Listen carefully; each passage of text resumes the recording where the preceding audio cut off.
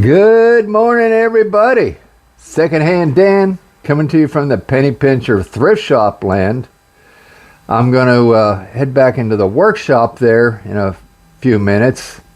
I've got some messy workbenches. I've got some projects I've been working on. But before we go there, I thought I'd give you a little tour of one little showcase I have. You might find it interesting, so let's take a look at this.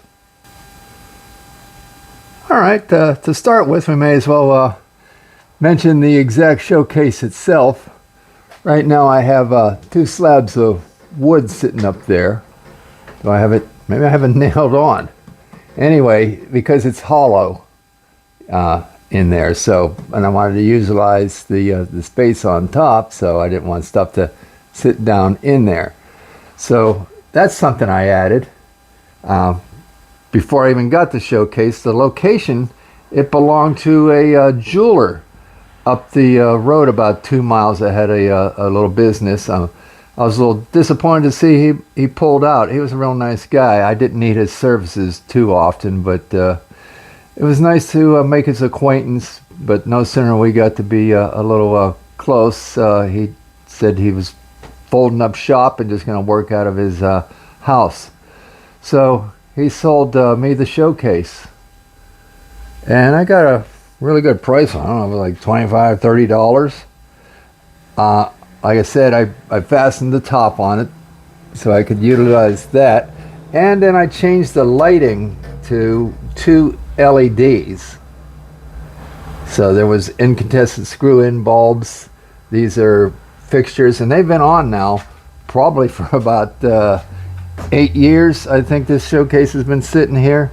I use it as a consistent, night light, security light, because when I turn out the lights in the shop at the end of the day, sometimes it's dark and you don't want to trip in the aisleway.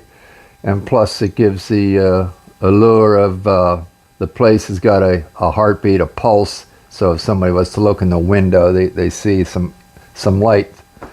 Okay, well, the contents are very wide as far as everything's available for sale in here. But you can see I have, that's actually 2 sets, well, I should say a set and a half of Charlie Brown. I believe they're Hallmark.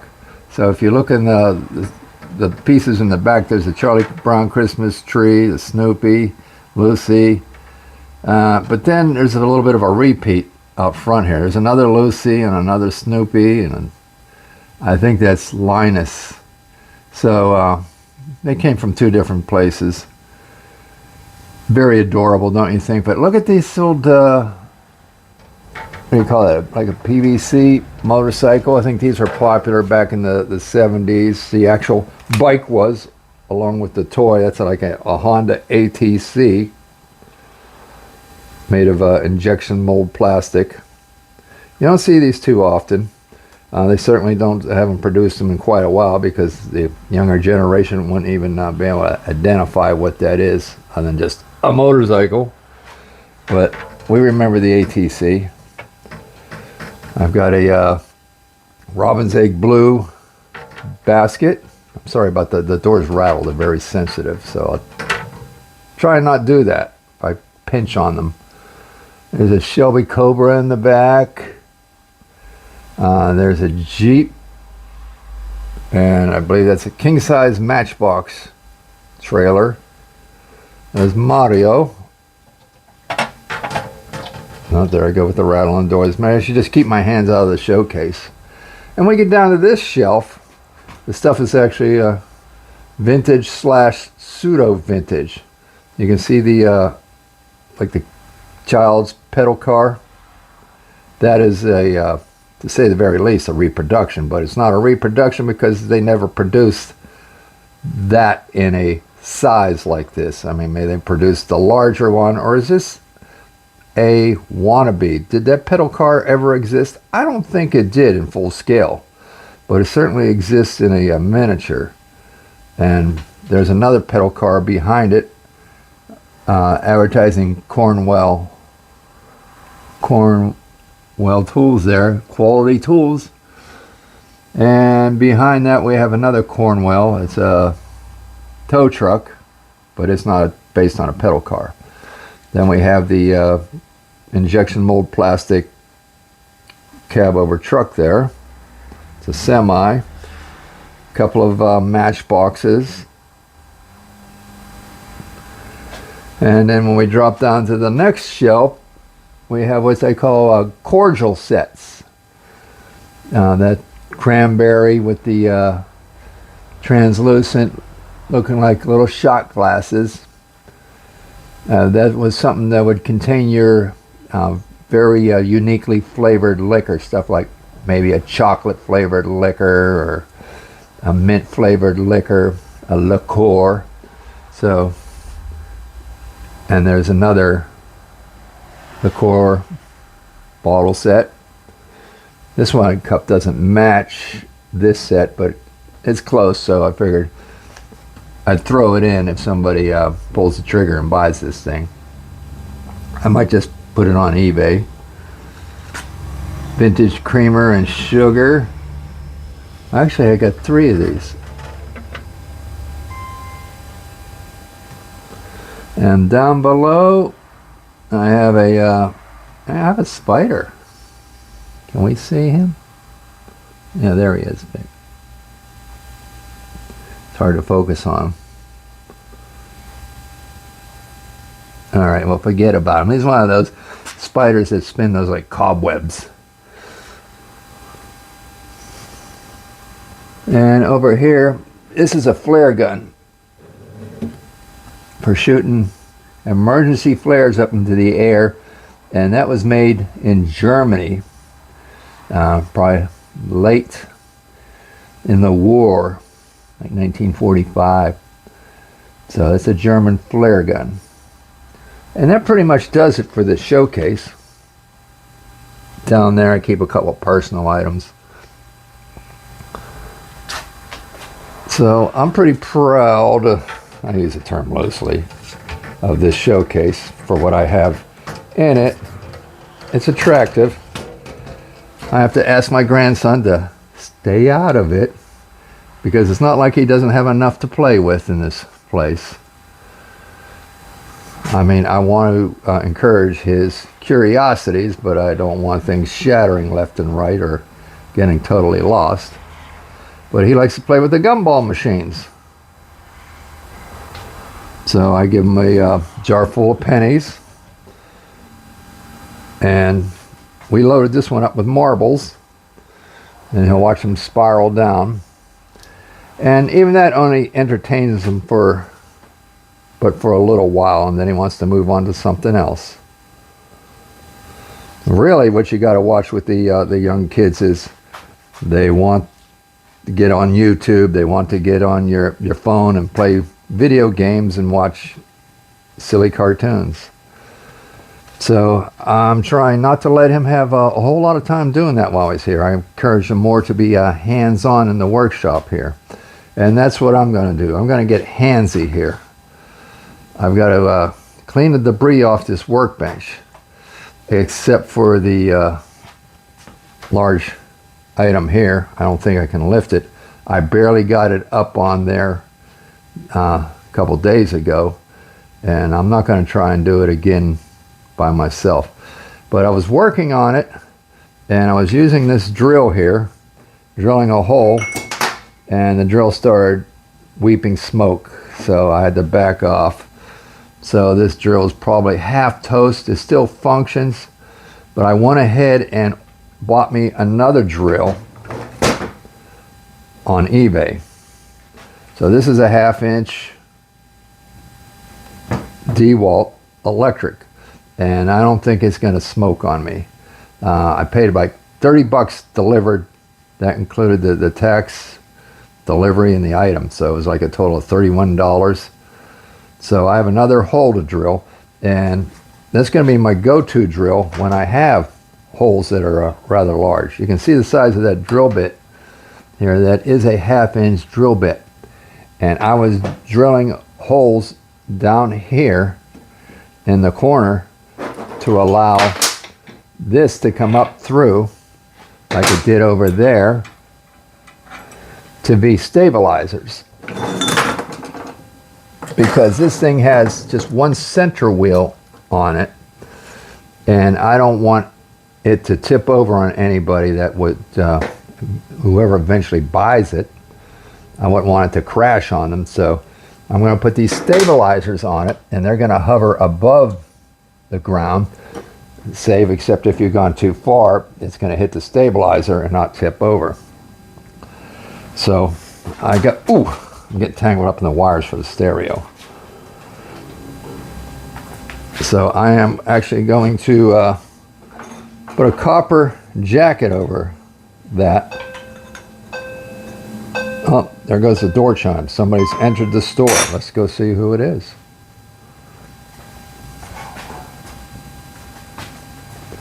Actually, I think nobody's entered. I have a door chime, but I think if it gets bumped and it points out the door, I think it can actually, certain traffic will set it off. There it is right there. So let's give it a little more turn this way. So you have to come at least past here in order to activate it. I should actually put it down here because I don't want people getting that far without me noticing. And this way, when I'm back there in the workshop, I don't get spooked if somebody comes in and says, hello, and they're all already back here up in my grill because I've been making noise. I'm working on something, so I don't want to be startled. So here's the part that makes the bonging noise.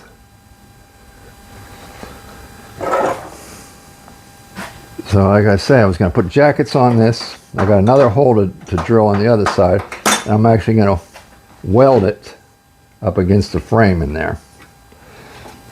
So this is one of my steampunk lamp creations. It's getting kind of tall. This is my first floor model steampunk lamp that I've created or in the midst of creating. It's got a ways to go before it's done. So I keep throwing stuff at it. I'm thinking this old heater core back there with some copper pipe. I got to figure out where the copper pipe is going to end. Then I got another stub there. Probably have to put another piece of copper pipe and make it go to something. The idea with a lamp like this is you want to create the illusion that it's functional, that all this stuff has purpose, that it isn't just thrown on there. Although I do throw things on here and trying to figure, I call it spitballing. What am I going to eventually bolt down in place? But you just don't want to pile it all on there and say, bolt it down and there we go, that's a lamp. No, you want it to cause people to say, well, what does it do? You want them to think that this was a machine that was from bygone days or something like that, and that it had a unique purpose. So that's the idea.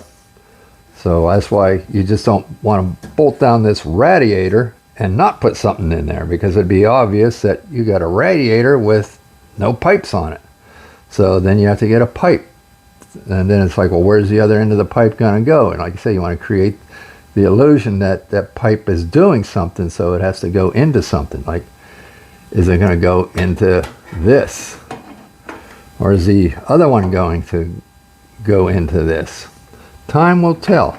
All right, well, I think I caught you up to speed. Like I say, I got to work on cleaning off this workbench. So here's where I'm going trying. I have yet to successfully do it, but I want to do a time lapse. So I hope I can pull it off with me cleaning the workbench off. Hang on. All right.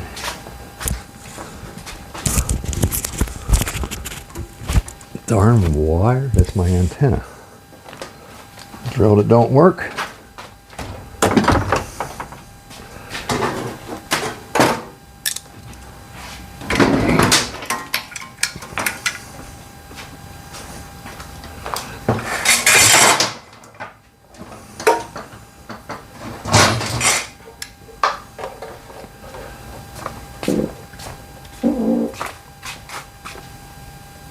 Well, I don't know if that came through or not. I hope it didn't.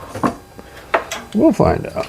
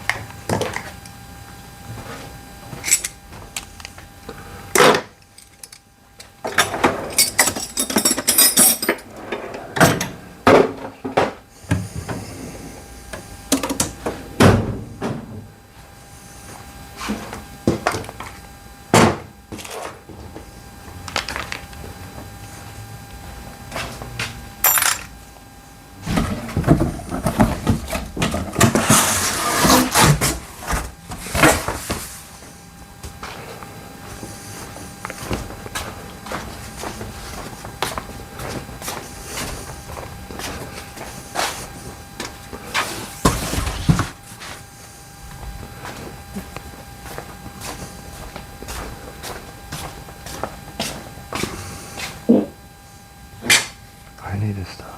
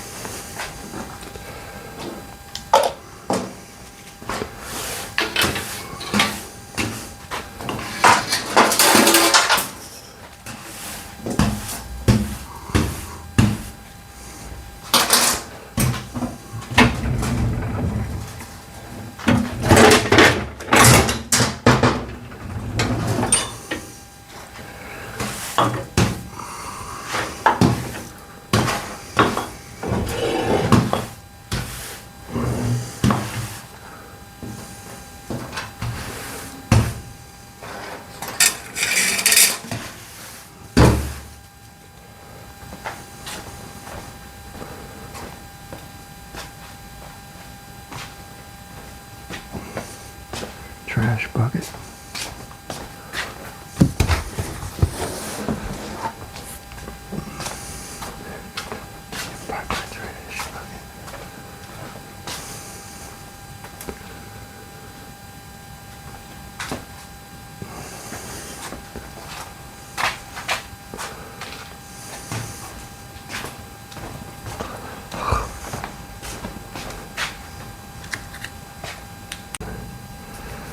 Alrighty, I must have about 30 gallons of paint back there, random gallons of paint, and sometimes they leak.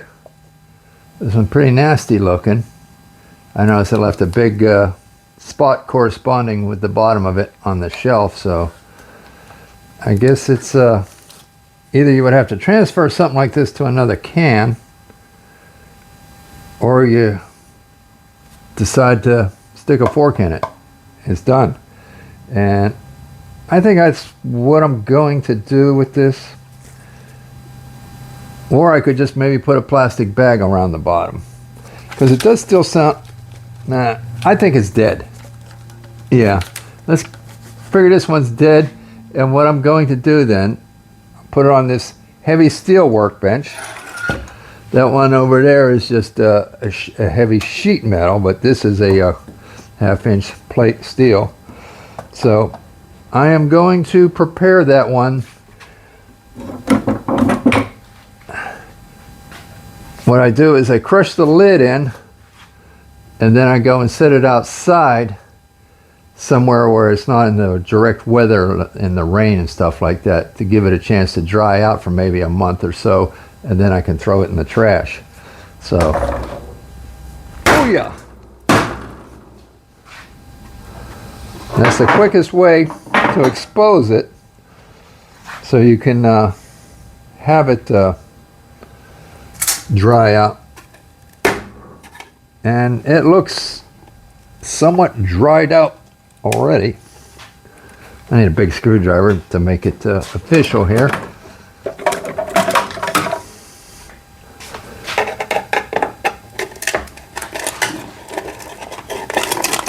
Dang.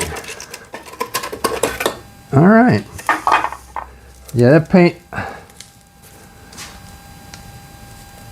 is pretty much done. Oh, I put my hand on the bottom. Ugh. That's the consistency of putty. So, nice color and all, but it's dead.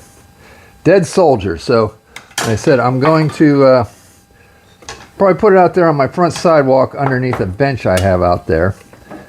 And maybe after a week or two, it'll be, in my estimation, ready for the landfill. Now, if your paint's a lot more liquidy, and you're in a hurry, Say I'm stirring some cat litter. I don't want to waste any cat litter. I don't have a cat. Don't have any cat litter either. All right, so I'm going to run this outside. Be right back.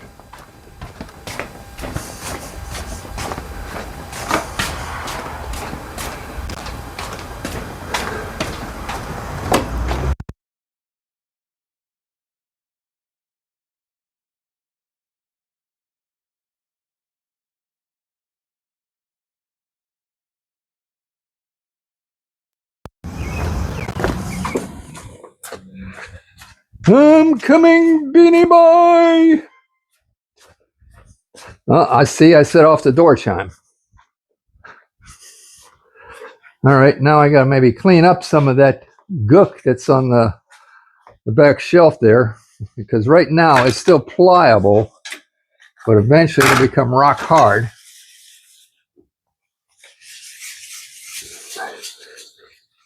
You know, a little gook on the workbench here.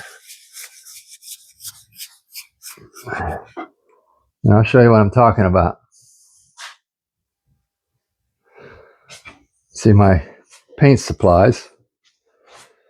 I'm sure 98% of this all came from garage sales and yard sales, you know, quarter a can or freebies. But here's where that can was sitting. So I'm going to get the scraper, and there's one laying right over here on the floor, and scrape the heaviest stuff off. I need something to scrape it into or onto. Hold on. All right, I found this wad of paper. I think that should work. Scrape off the shelf, scrape it onto the paper. All right, if we didn't know what that was, we'd be thoroughly grossed out. Now we're only mildly grossed out. So it acted like a paint remover, but that doesn't matter. I don't have to worry about a lot of rust in here. We are indoors. All right, I scrubbed it down with some of that. See, it's down to bare metal there. But we'll let that dry before I put anything on top of it. So we're done there. Let's go work on the project on the workbench. Test out my new drill. Well, new to me. Secondhand Dan got to have a secondhand drill. I think full retail on those is close to $100. You buy them new. The funny thing is, I just sold a Milwaukee half-inch drive electric drill. It was a right angle, and I would have used it had it still been in my possession. But I mean, I got $120 for it, and I paid $30 for this, and I'm glad it went down that way. So I don't mind, because now I got a $30 drill. How often am I going to need, quote, the right angle? And plus, I got one that's almost just as versatile for a lot less money. And I had this handle sitting on my shelf back there. So it did not come with the handle. So that worked out nice. Now what I did earlier, before I drilled this hole, was I took, this is a specialty center punch. It's a transfer punch. And this one happens to be the same diameter as this shaft here. So I nestled it in the corner and bam, put the dimple down in there. So as I know that it would be just the right distance out of the corner to fit once the hole was drilled. So I've already dimpled the one back there. So I'm going to start with a pilot hole. And pilot hole is just a smaller hole than the hole that you're going to be satisfied when it's all said and done. Now, I'm going to use Old Smoky here. Give him another chance. I'm not even sure where I got this one. I don't think I ever bought this one new. Some of my first set of DeWalts were new. But if you're at a garage sale, it still has a lot of torque, even though a lot of smoke was coming out of it. So I was definitely overheating it. That's why I decided I had to go ahead and get the electric. So not only was it overheating it, it was not going to finish the job. So why burn it up 100% and not get the job done when I'm going to run across holes like this again, I'm sure, in the future. So let's get this in a position where we can drill, baby, drill. Due to it being up on top of a workbench, and the best use of the drill is to use your body weight to push down on it, I have to use this stepper to get up above. And now I can commence the drilling.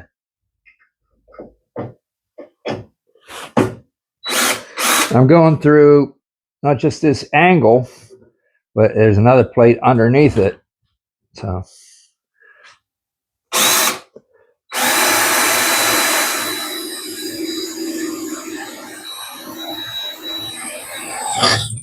go Smokey. See, if I pushed old Smokey, he might be dead now. So that's why I got the electric.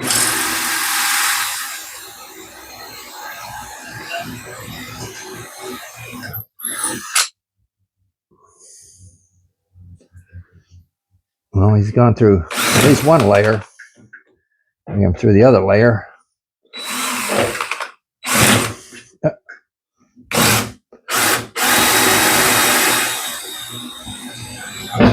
Okay. Up and down a few times.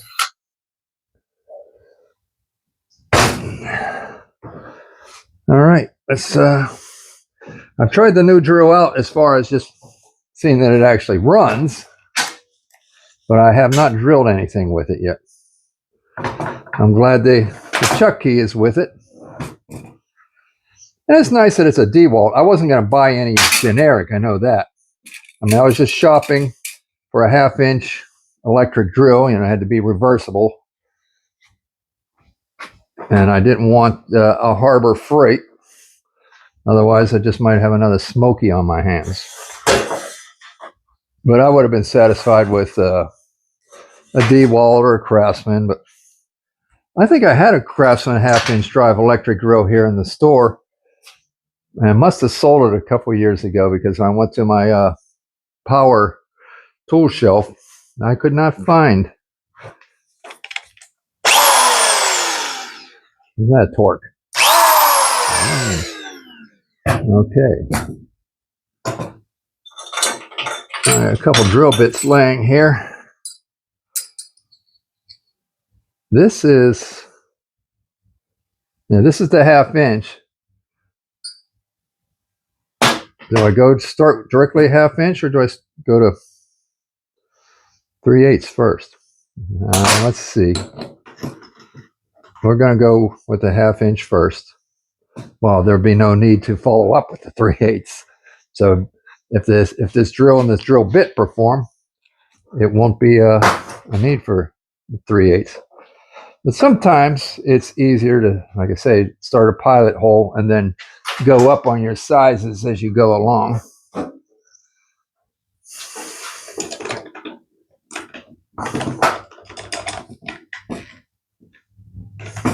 But I'm curious how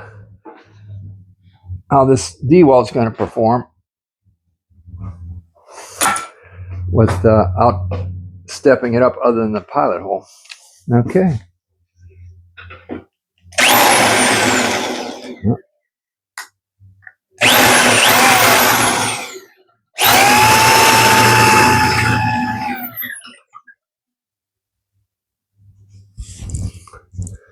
I move the microphone over there so it's not directly in your ears.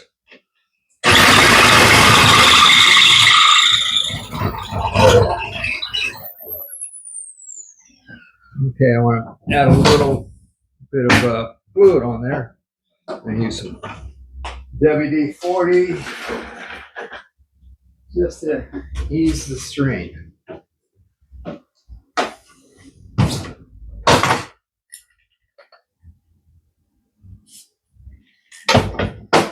And I just spray it on the drill shaft. Figure it'll trickle down as needed.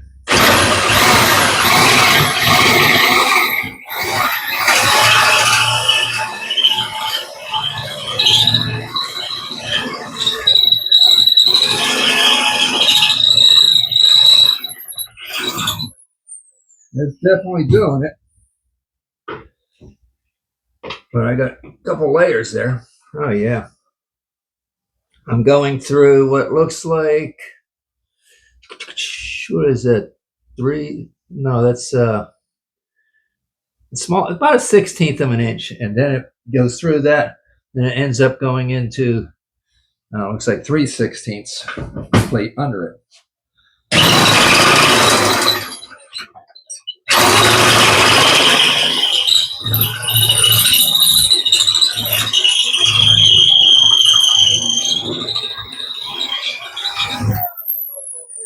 Yeah, we're definitely carving it out. No sense that the drill's overheating or anything. The drill's handling the torque just fine.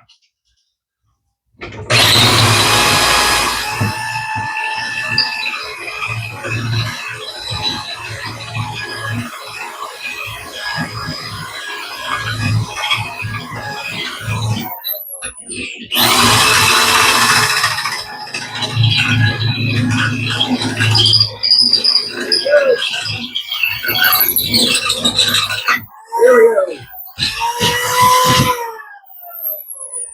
All right. Drill's starting to pay for itself already.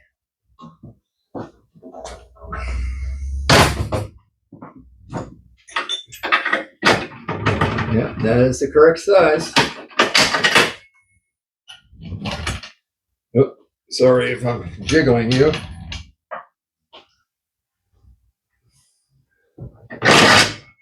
Okay, I got a bunch of shavings now to clean up.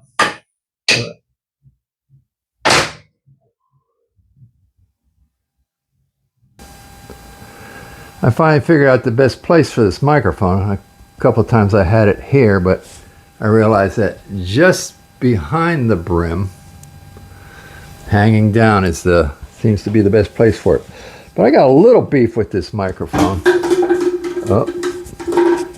Oh, we'll get over there in a moment. It's been pretty good. I mean, what I have, like less than $10. It came with 2 of these and the receiver that plugs into your phone, which is right there. But it has a tendency to go into the automatic noise reduction mode.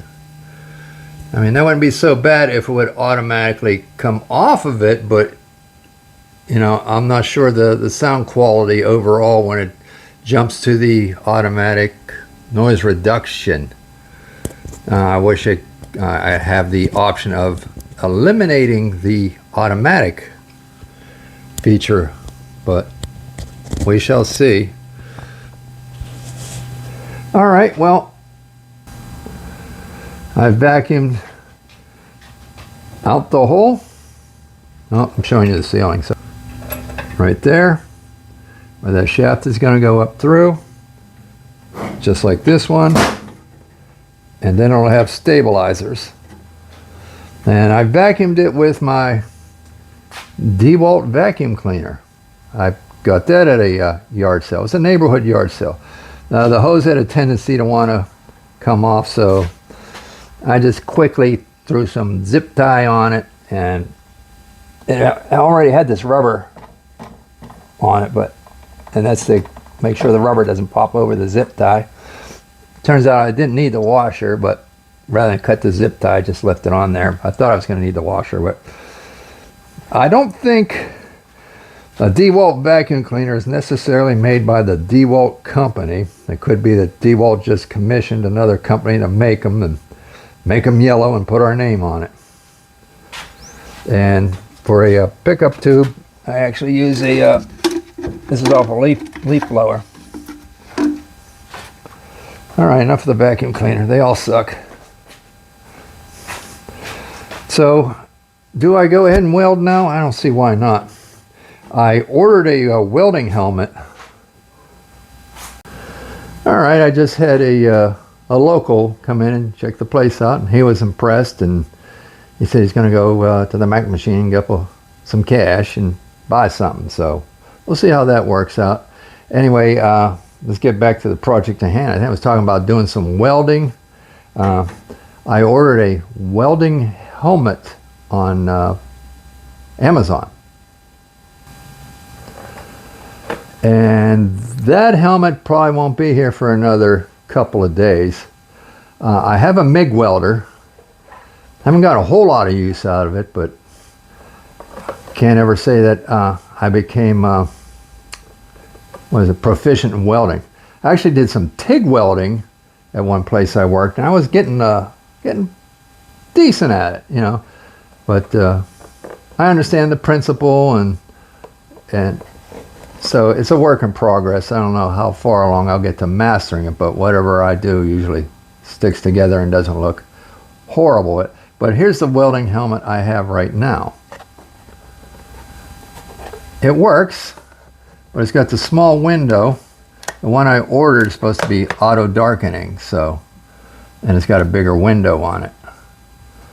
So I'm going to pull out the welder and we're going to zap those rods into place. Let's put old Smokey back on the shelf. And I guess I can put the new guy away. Who knows, I might, need him in a day from now. I might not need him for a month from now, but go ahead and take the drill bit out. It was everything I hoped for as far as what I paid for it. On a scale of 1 to 10 as far as the condition, I'd say that's at least an 8, 8.5. No heavy scratches in it from being dragged across the floor. No cracks in the housing.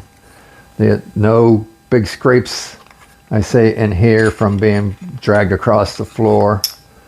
Just a hint of some surface rust, and it was nice that the extra handle I had fit for it. So I'm going to go put this back on my power tool shelf. You always want to wind the cord up, but do it in a easy fashion. Some guys like to wrap them hard and tight. That stretches the wire inside and can cause breaking. And plus, I think it causes the housing of the jacket to be more permanently curled. So I wrap them up easy because I got so many things. I do pile my electric tools on top of one another on the electric shelf because I have so many of them. I can't give them all a special resting spot. The one thing I must have like 4 jigsaws right now.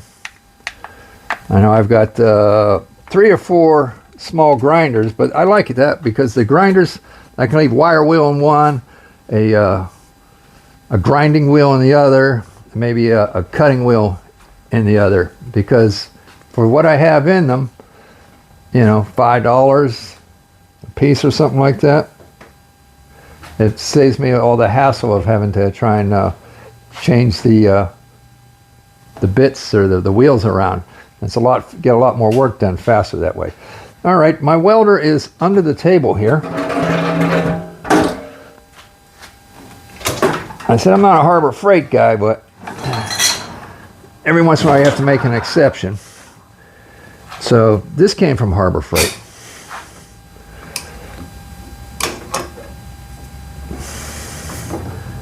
My ground lead.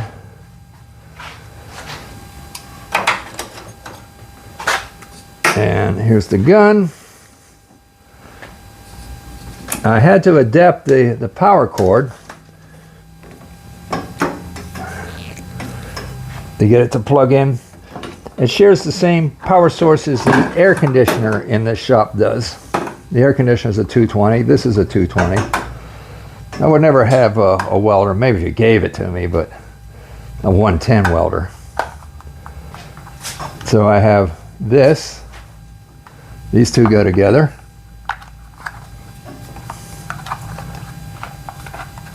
Now this has to plug into my 220 line, which is coming out of the back room.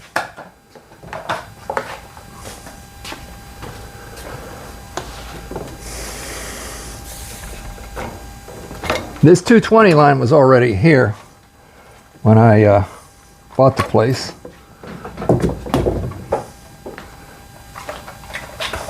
And this is as far as it goes.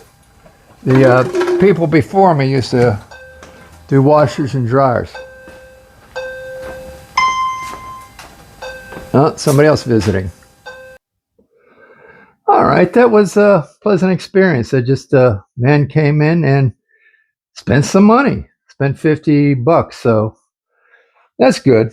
Anyway, getting set up for welding, I've got to get this unit plugged in. It can go back under here. Doesn't have to be sticking out in the aisle, but I had to pull it out to untangle the cords. So, plugging in.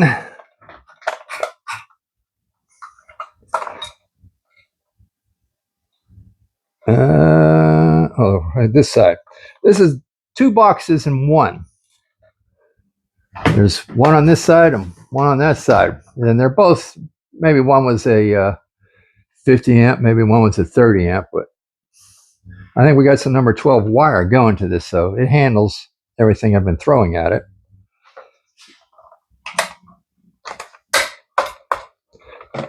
And I gotta set it down gently. If you drop it, you'll shatter those boxes. Okay. We have ignition. Well, that may be a little premature. I probably should wire brush the shafts on the ends where they're going to, and maybe sand a little bit in the inside corners, because that makes for better connections when you're welding. Makes for a better weld, I should say.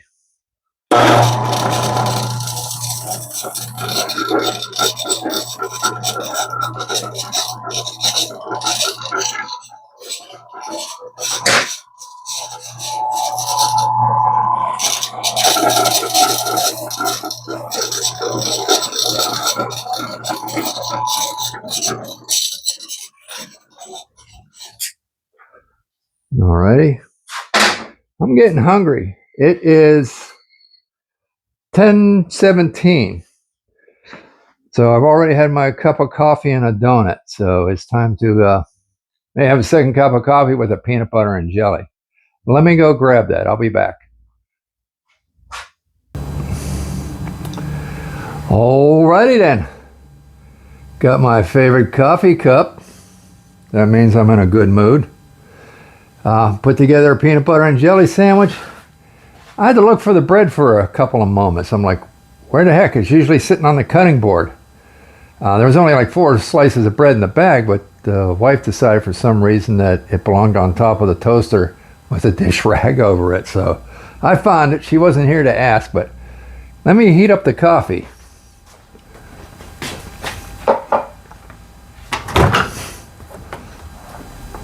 I got a microwave and a refrigerator here on the ground level with me. They're necessary. They're necessaries. Add 30-second. Now I got strawberry jelly. Strawberry preserves. That means it has the seeds in it. Now my grandson likes peanut butter and jelly, but I'm sure that if I was to give him one with strawberry preserves, because of the seeds, he might turn his nose up at it. So, but I haven't had to make him peanut butter and jelly because he usually comes with one of those Uncrustables when he gets here. You know, his bag contains Uncrustables, a little squeezy pouch of some fruit concoction, a little bag of pretzels, and a cheese stick, and his bottle of water. So that's what he usually travels with. And, you know, we feed him other things too while he's here. But if he turned his nose up at the strawberry preserves, I don't know. Will I switch to grape jam? Hot coffee. It's going to be a little hard to weld with a peanut butter and jelly in my mouth. Well, I can get that sanding I need to do in there. Being that is some heavy gauge steel, with a light thing of paint on it. I mean, my wire wheel won't reach down in there. So just gonna get some coarse sandpaper and go up and down in the corners. I should be a little bit out of the corner because in the actual, where the two pieces of angle meet here, the weld will not be there, but it'd be more like ½ inch out of the corner on each side. So that's where I gotta concentrate on sanding to make sure I get a good weld. I said my peanut butter and jelly, Tom. Take another sip of coffee.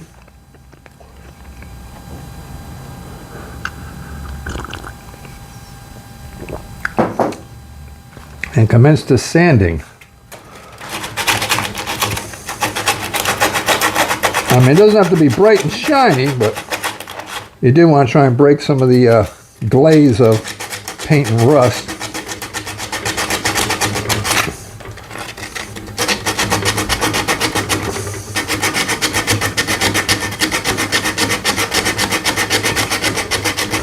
And I want to talk to that one subscriber that left me. How dare you leave me? No, I'm just kidding. Yeah, a subscriber left, but I leave people too sometimes, you know. You just don't get around to watching their YouTube channel because you got so many you're subscribed to. That might be one reason you might unsubscribe to somebody. So, I mean, I'm small fries. I've only got 397.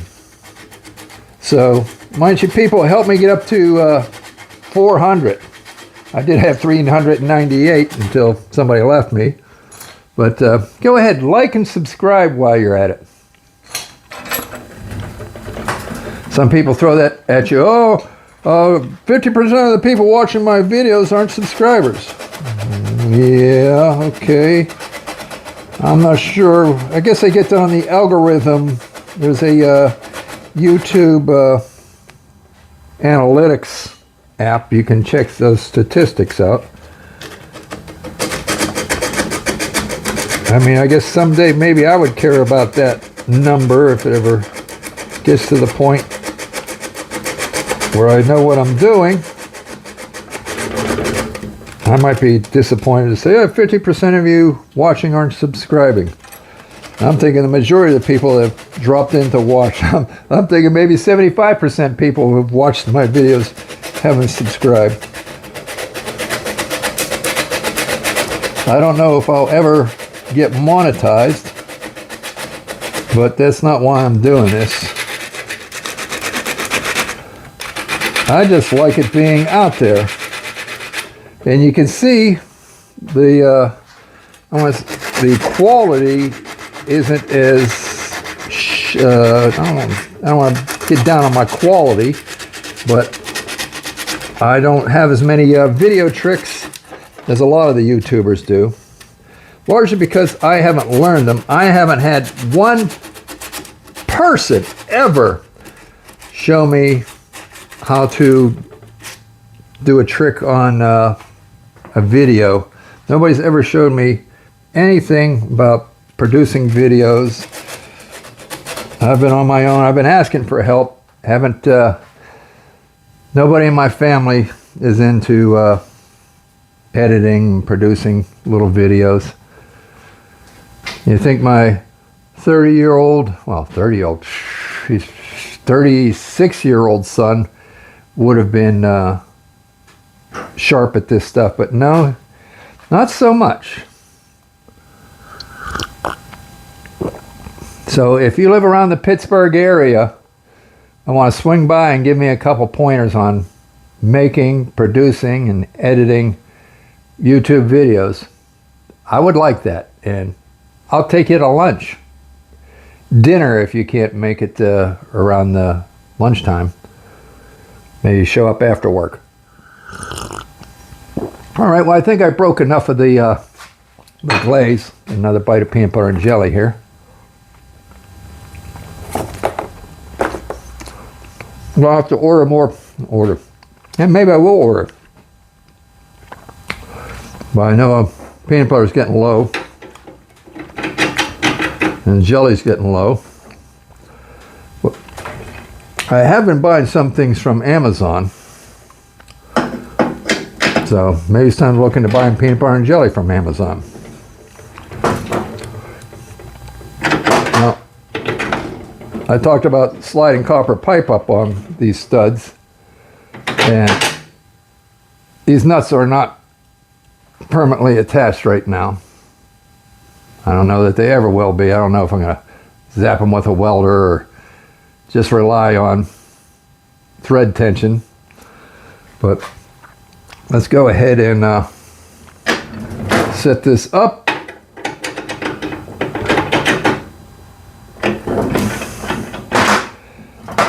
Often I try and make a little practice run with the welder on a piece of metal somewhere.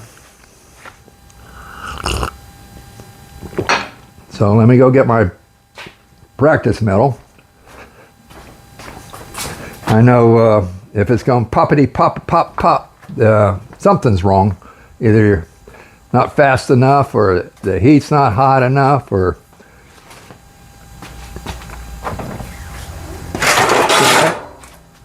here's my practice piece.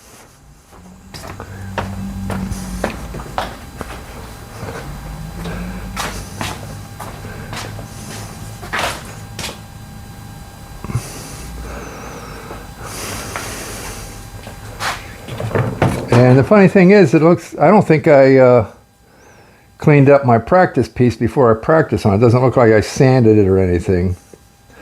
So maybe that's why I was disappointed in my practice piece.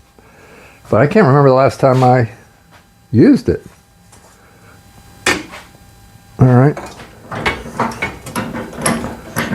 This time I will maybe at least hit it with the sandpaper a little bit to try and break off some of the glaze.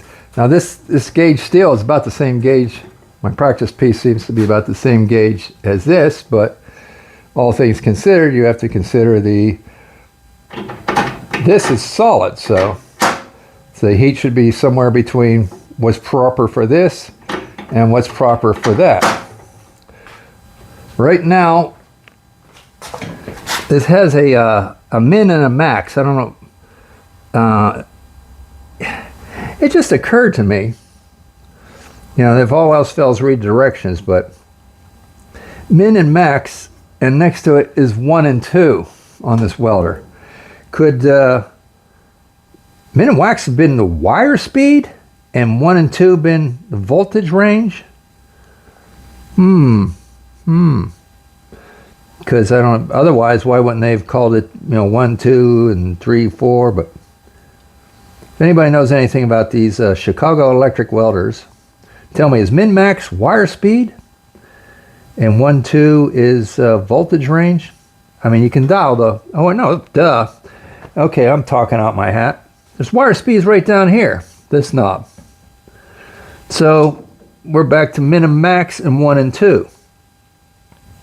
So I guess min 1, 2 would be 2 voltages. Max 1, 2 would be 2 more higher voltages. So I'm going to go with min number 2 on this test piece, and we'll see what it looks like. Get the sandpaper up. Where did I put the sandpaper?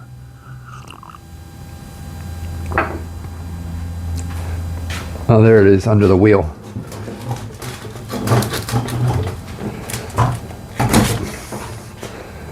Okay, let's...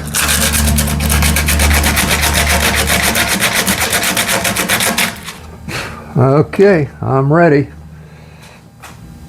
Turn the power on.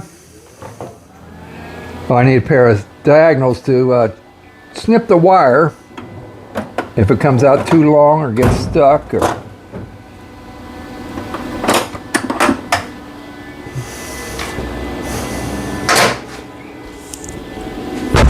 oh, I'm sorry, I didn't mean to throw the microphone down like that.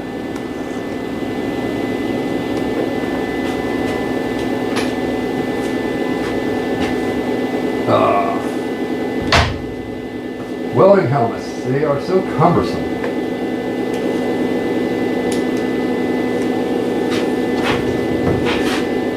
And then there's, when you're making a weld, do you pull or do you push? Notice I put the little wiggle in there. Now you got to wiggle a little bit. All right, well, here we go. Let's see what we end up with. We end up with nothing because I don't have the ground attached. And that's why I need the nippers. And the welding helmet's creeping down. Okay, take two.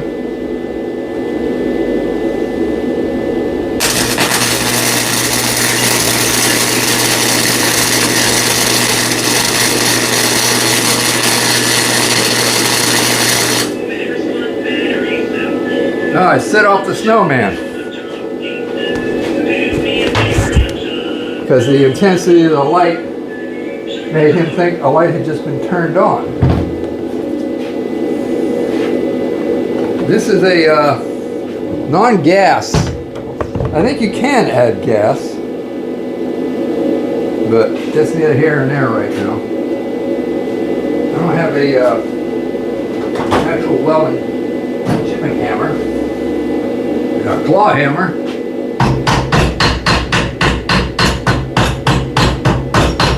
And I'm liking what I'm seeing.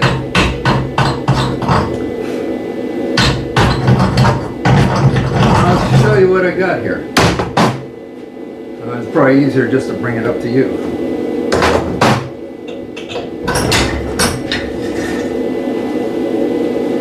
Okay, that's the weld I just did. Not too shabby. I mean, I would definitely not be proud of it. I'm just not ashamed of it.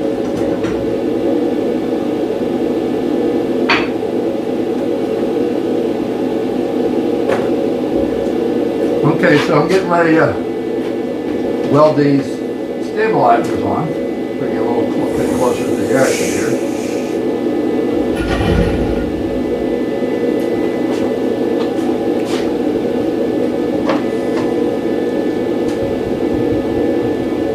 So I want them both exactly at the same height.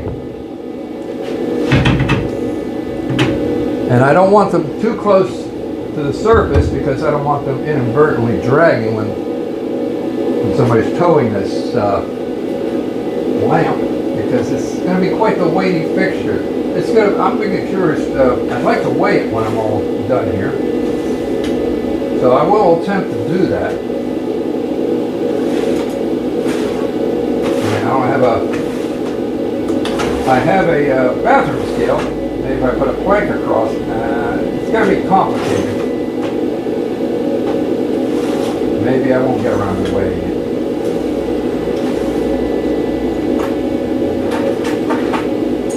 Okay, maybe if I take these two washers and slip them under here.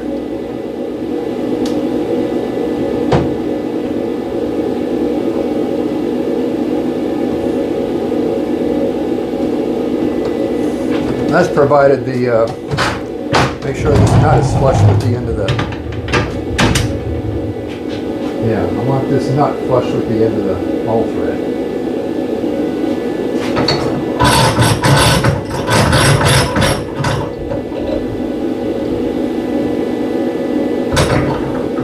And see how the nuts I've chosen, they old industrial looking. They're actually curved over on the four corners, which is kind of cool for this application. It means less snagging if it does tilt over to one of the stabilizers.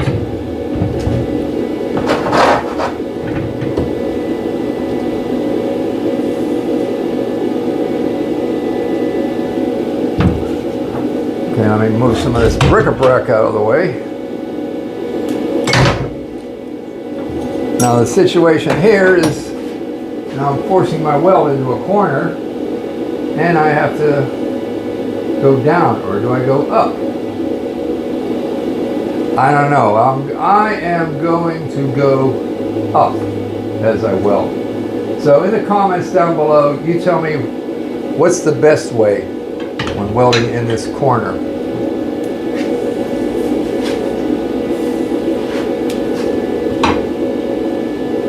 Thread my welder through here.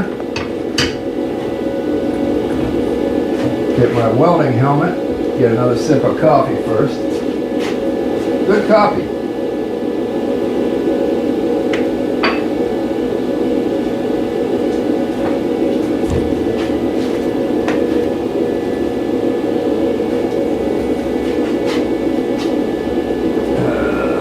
Gotta somehow get behind the weld.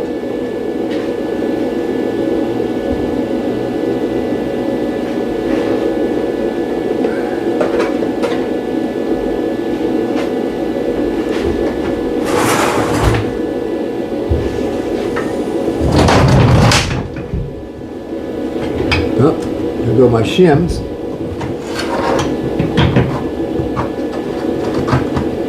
Okay, I am behind it. Here we go. Oh, that's my number one mistake, not connecting the ground clamp.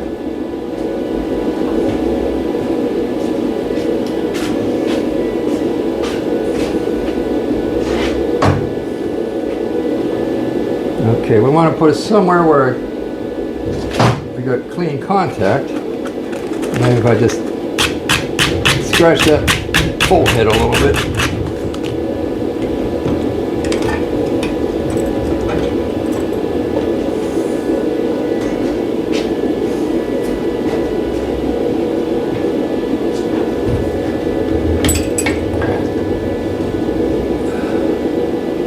I'm at the end of my rope.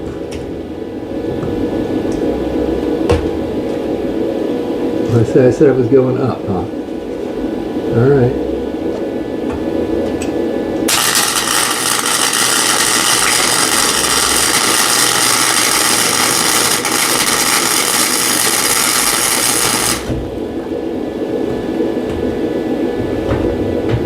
Well, there's something in there.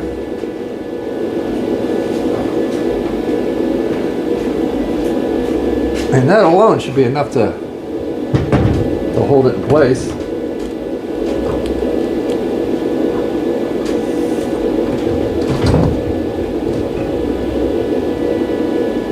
I think I did good.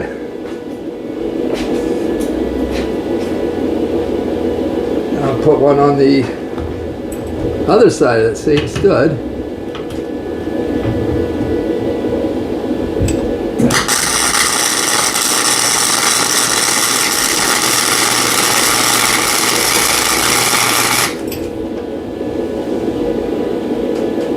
All right, another properly placed weld. My biggest issue is usually, if I'm supposed to be welding here, I end up welding over here because you can't see. All right.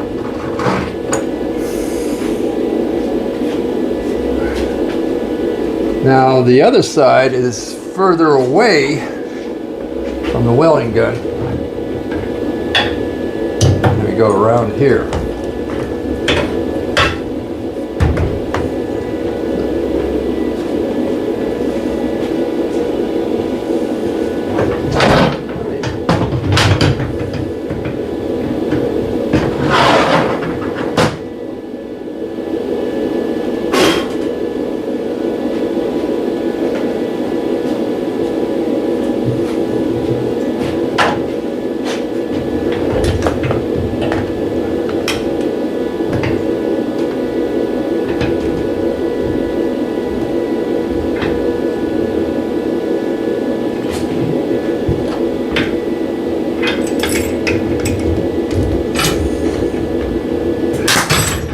Oh, I bumped the trigger on the piece of pipe there while trying to get lined up for the weld.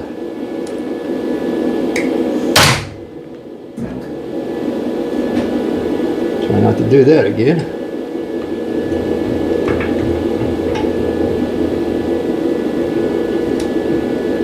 Now the trigger's right where the pipe is. Turn it upside down. Here we go.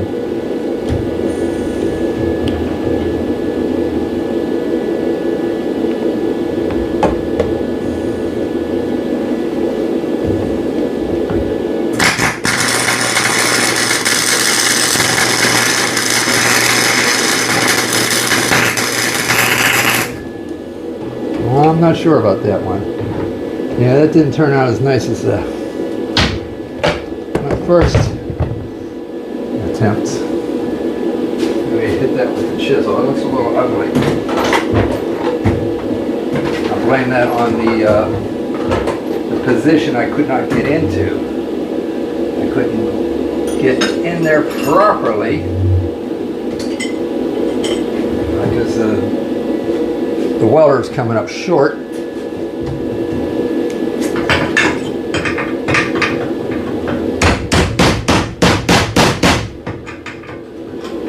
I'm sure it's stuck on there,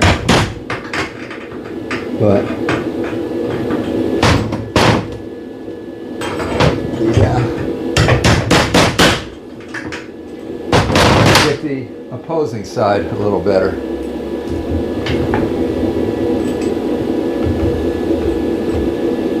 What was the difference between this side and the other side?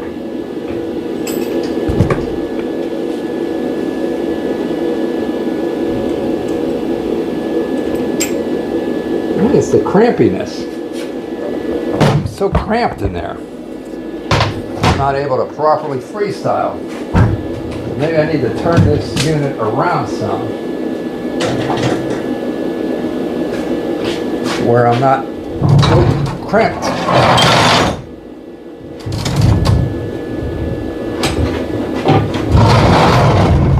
Yeah. I should have done that in the beginning, huh?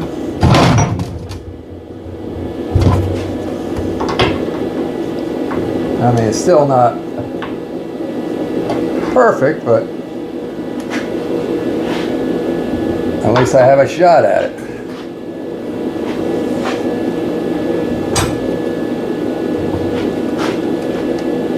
Oh yeah, there, that's a good line up there. I think maybe I was facing too straight down when I did that last weld, when I want to be across, not down.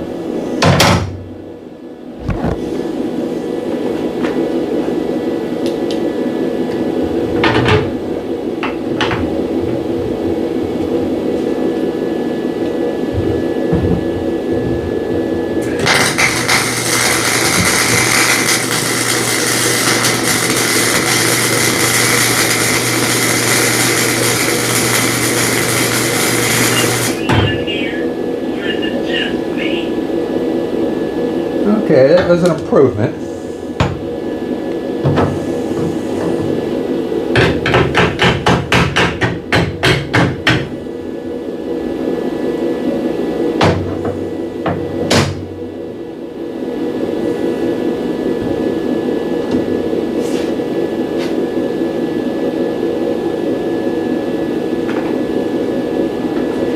I think I will tag these nuts on here.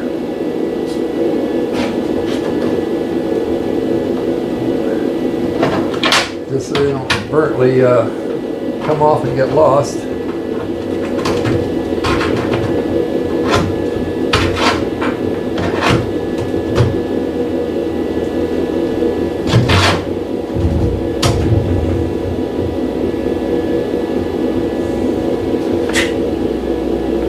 Just a sweet bloop. Right, let me shut the wire up.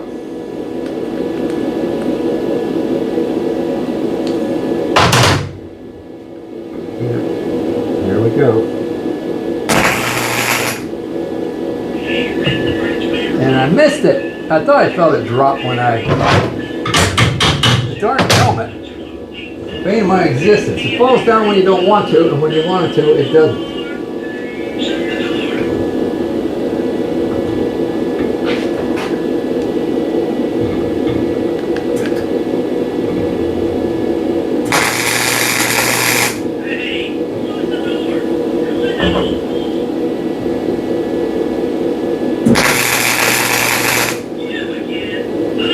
Okay, let's attach.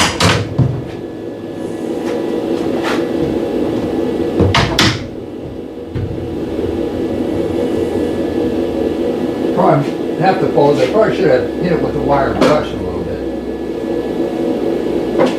Because that nut probably is not certifiably clean. Okay, the last tag doesn't look so bad. But this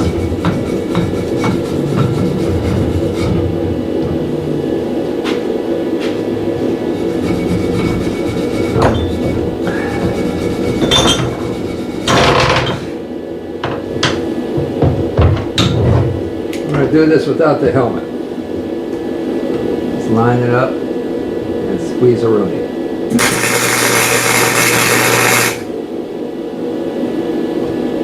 Okay, that might be acceptable. Yeah, that's acceptable.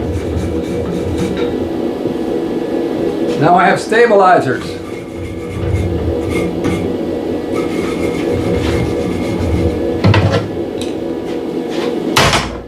Get close up on these welds. And that's the inside of that stud, all thread. Let's see, can I just manipulate this, turn it around? There's the other one. And we come down here.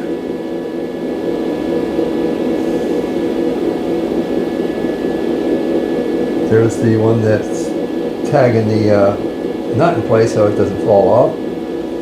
And my last weld of the day.